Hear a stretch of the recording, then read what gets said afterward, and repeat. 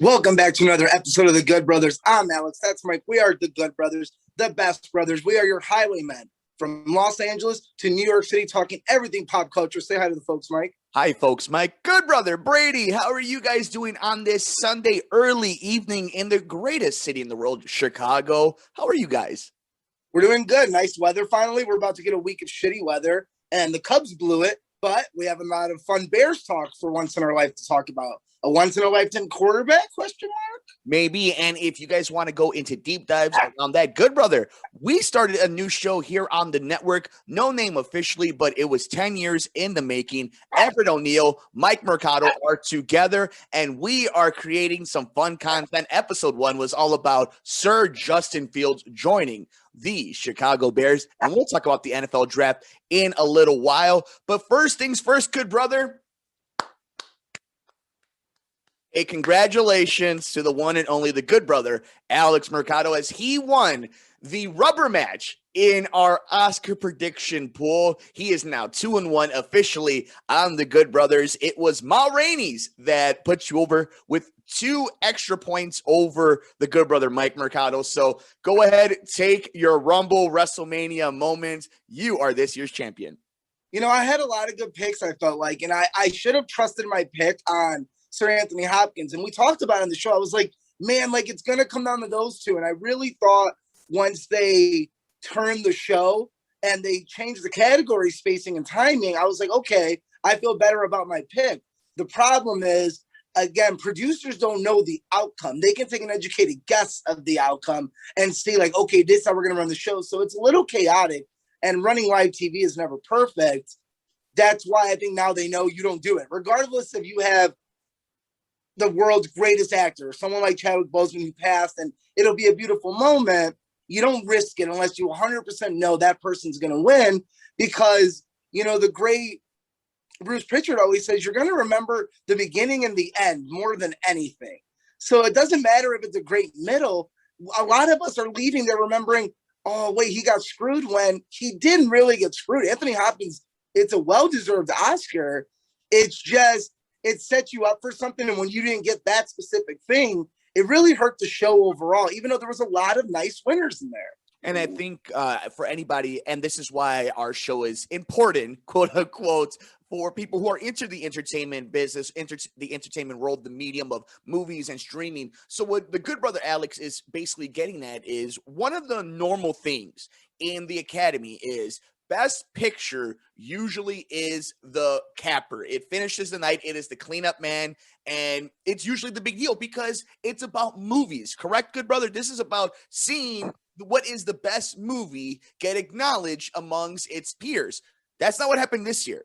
What happened this year was whether it was an audible that was called in the middle of the show or it was pre-planned, because like you and I were talking about on last week's prediction show, there were some talks about the late great Chadwick Boseman being the front runner. But you so astutely brought up that it might have been Anthony Hopkins. He had a legit shot. Yeah. So they messed up in that end. And I think that is a blunder on that's on them. That's the equivalent of having when Undertaker and Shawn Michaels were in WrestleMania 25, and instead of that being the main event, they put on Triple H and Orton, or when it was, The Rock and Hulk Hogan, they did the same thing. So there is some similarities about producing a show and doing it correctly and reading the audience. With that, we do know that we'll stay with one more criticism, and then I want to get to some quick winners before we have a fun show like the Good Brothers background show. He is excited about a full review, spoiler-free, coming up in just a little bit of the hit series Invincible. But what did you think about the ratings being so low? It's understandable. We called that. It's not the year for award shows, and especially a show like it was definitely meant for diehard critics and diehard movie fans, more than just trying to be entertaining, compared to some other award shows where entertainment's first and foremost and whoever wins second. This kind of turned into that. And I know a lot of pundits want it like this. And I think we finally got to wrap it into like, no, you are entertainment to an extent. You do have to put a little more into it.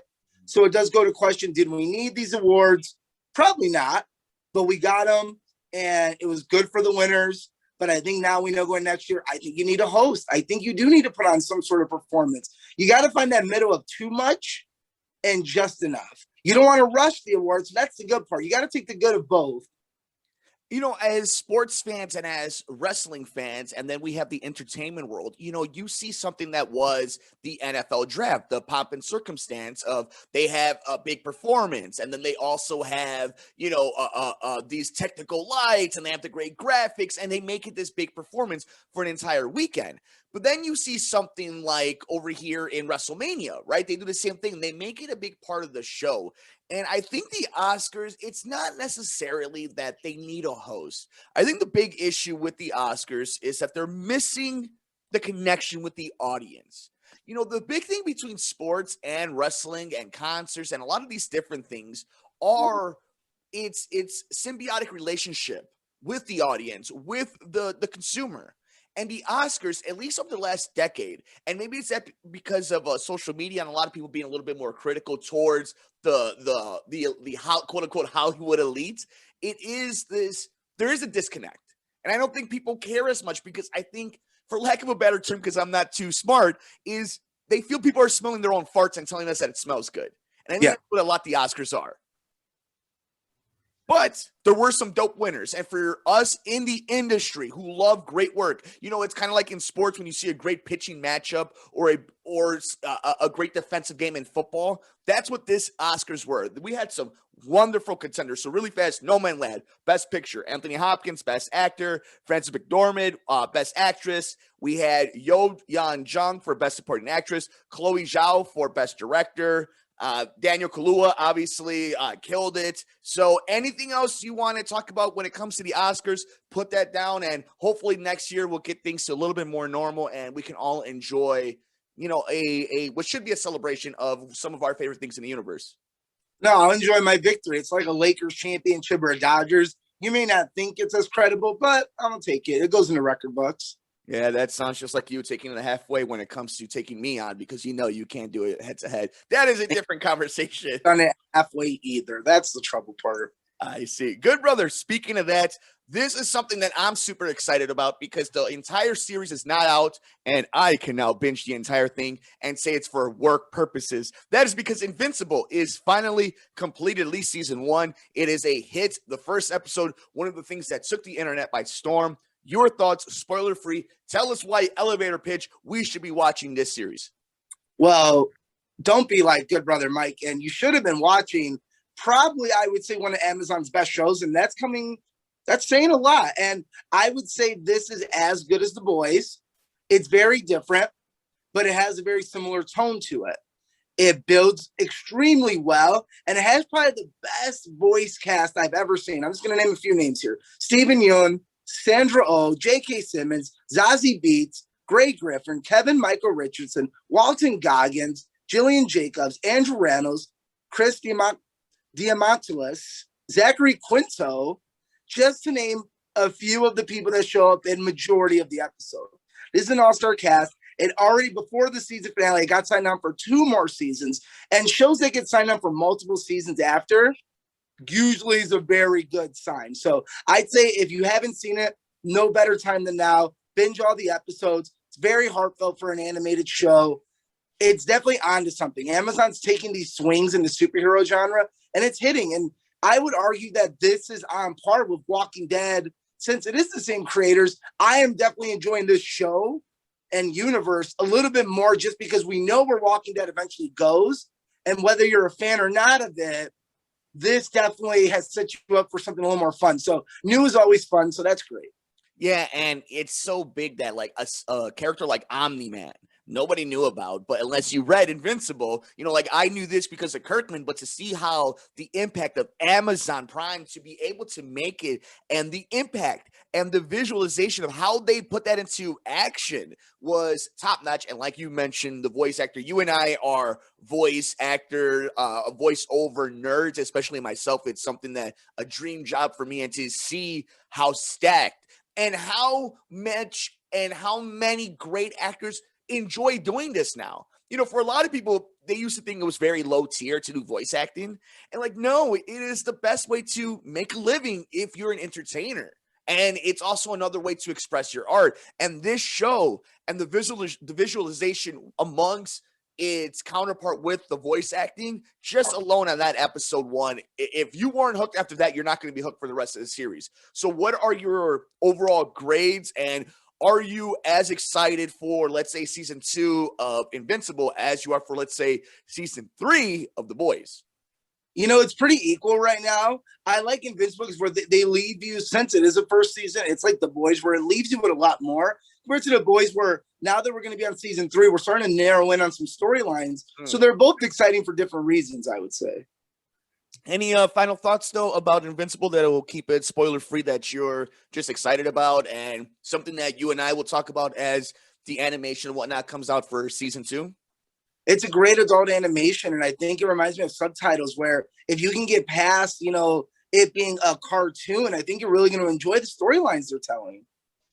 Good Brothers, speaking of storylines being told, on Thursday night, many teams' futures were changed, including a certain theme from a certain city with a certain coach, and now a certain quarterback. Good brother, what happened on Thursday night in our fair city, and also amongst many other amazing cities in this country?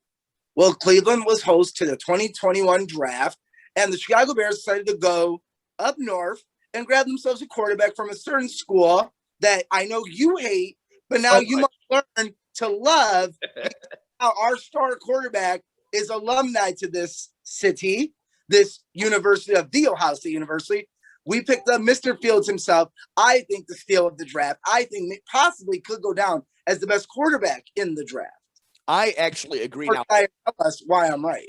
Well, because it's interesting you say that. Now, a lot of GMs have finally released their grades, and amongst 8 GMs, he was ranked the number 1 quarterback coming out. 8 NFL GMs right now think Justin Fields was better than Trevor Lawrence. I think what happened to Justin Fields was this. He was the quarterback that had the most film on him. He had the most criticism on him because he had been in the spotlight as long as Trevor Lawrence. Remember, these two cats going into college were the number 1 and number 2 quarterbacks going into their freshman year.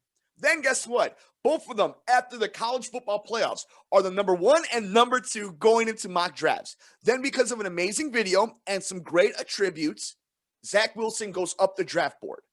And then out of nowhere, the San Francisco Giants, the San Francisco 49ers decide to make a huge move, and they get Trey Lance. Then the New York Giants, which you got to give them credit on themselves. They do get a number 1 pick, and they do something they never really do, which is move down, make this trade with the Bears. But it only happens because Carolina and Denver don't pick quarterbacks.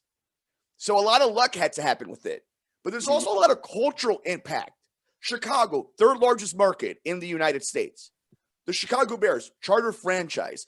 You, somebody who mentors and coaches the youths, what does it mean to have an athlete in the most popular sport in the country, in the most important position in all of sports in our country, to be such a cool factor, to have the it factor? What does that mean, do you think, for the entertainment pop culture side of the NFL?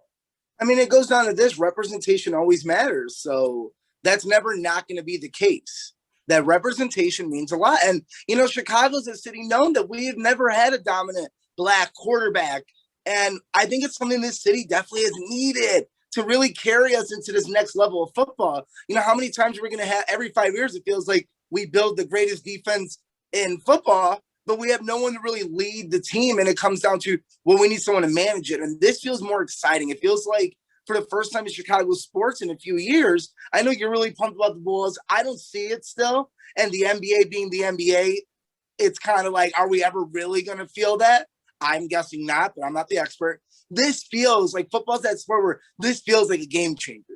This feels like now I can get excited about watching the Bears. Those ticket prices are going up, which sucks. But guess what? It's exciting. It's like when the Cubs, you know, got Chris Bryant and we had Javi and Contreras, like, it all added up. This is the beginning of that, it feels like. So I'm really excited because we haven't had this in Chicago while since, I would say, a Derrick Rose and a Chris Bryant, you know, or a Chris Bryant, Anthony Rizzo combo of, okay, this is going to be something, barring injury, you know? And even to a lesser extent, like when Patrick Kane and Jonathan Tays were a little bit younger, like that excitement of the top guys. So I'm 100% with you. As we move on, last kind of sportsy thing about it, and then we'll move on to the entertainment thing as we wrap this bad boy up. Any final thoughts on the draft itself? Did you like anything? Did you hate anything? Is there a player besides Justin Fields that you liked that went to a certain team, or is there somebody who you think might struggle as their careers go on? And it's always a fun time, but your kind of last analysis on the actual players themselves of this year's draft.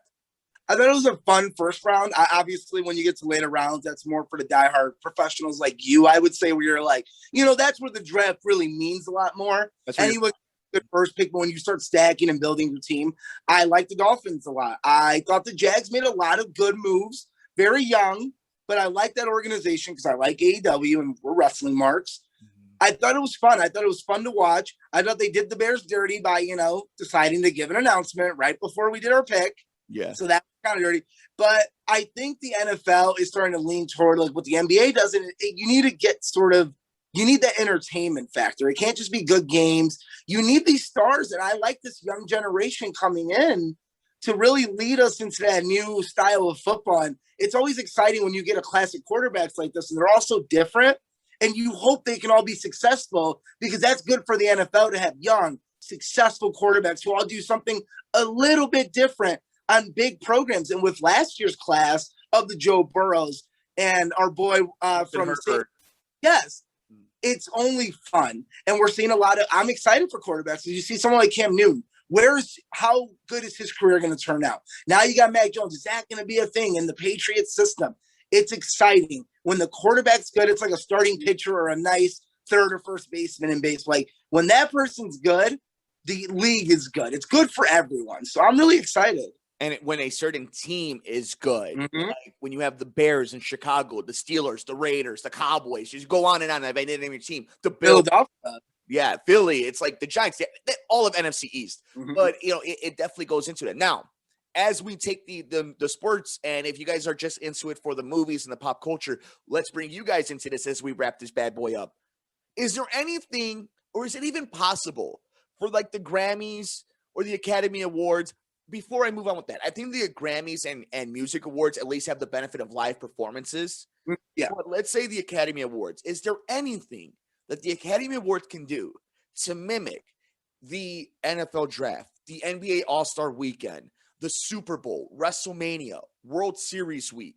Is there anything that they can do to replicate connecting with the audience in a way? Or is it just that sports and sports entertainment is just so much more respected because of what they're doing physically, even though we know people like Daniel Day-Lewis and Christian Bale and Meryl Streep and so on and so forth do what they do to perform in that level? Is there ever a way we could connect those two and the Hollywood side of this can finally catch up and get it through their brain? Yeah, it's easy. And it's not a mimic thing. It's a host. You need a good host. And I think the problem is you try to test a lot of hosts out. And, I think you got, it's like wrestling. You can't be tone deaf. How many times did people ask for like a Tina Fey, Amy Poehler combo or, Ricky Gervais, like there's always something where everyone's like, hey, I'll watch if this person's hosting. Like Kevin Hart, a Rock, like you need a name to really make me want to invest and bring that fan base in. So I don't think it's a mimic thing because obviously, the NFL, NBA, it's not about the host, it's about the sport and your team going forward. In this case, I think it is a host. I think you need someone. We joke about the MTV Movie Awards, but why are they viewed more? It's almost a pointless award because you have Leslie Jones hosting and she's funny, plus the entertainment. So you throw in your 5 Oscar-winning songs and you throw in a couple of bits. I also think, here's the other thing, we talked about it. If you're going to have 10 movies, use all 10 movies. Yep. You're being smart by letting Netflix in. So more people are watching Trial Chicago 7, Judas and the Black Messiah on HBO, and Mank. There's more movies out there for you. So it's not that anymore. I think you have to find someone that makes me want to watch. If I heard Kevin Hart's hosting, I'm watching to watch Kevin Hart minimum. If I'm a Kevin Hart fan or a movie fan, you're like, I want to see how he does. If The Rock hosts, everyone's going to watch.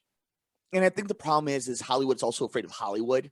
It has that fear of like ever stepping lines and not wanting to, and I'm only using the word offended because that's the only word I can think of, but like offend people. So they also have to tee that line of who can we trust that's going to do, check all the magical boxes. Like when you're stuck in that domain, it's hard for you to get out of it. But, you and I, it's some of our favorite time of the years because we appreciate the art form, the skill, the dedication it takes to take these projects from here and make them these spectacles that they end up being. And even as something as, from years past, like Parasite, to something as grand as Gladiator, So with that, though, good brother, it was a fun week. And I think we have a busy week coming up. The next few weeks, things are coming out in theaters.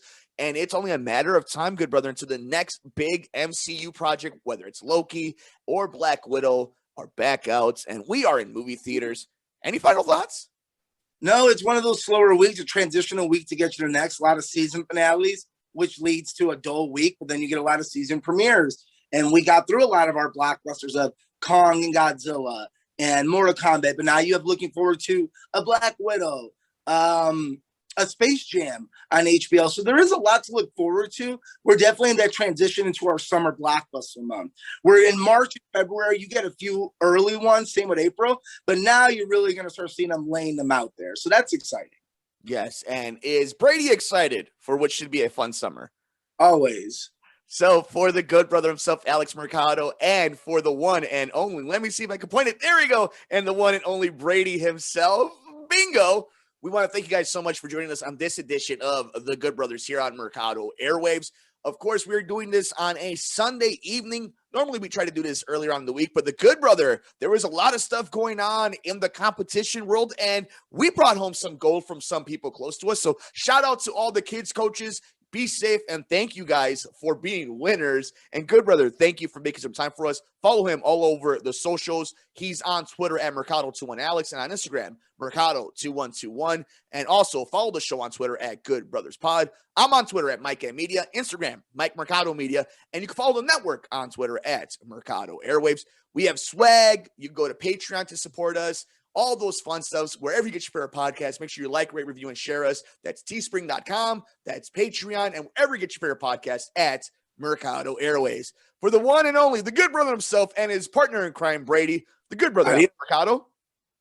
Adios. I'm the good brother, Mike Mercado. We will see you next time here on the Good Brothers on the Mercado Airwaves Network.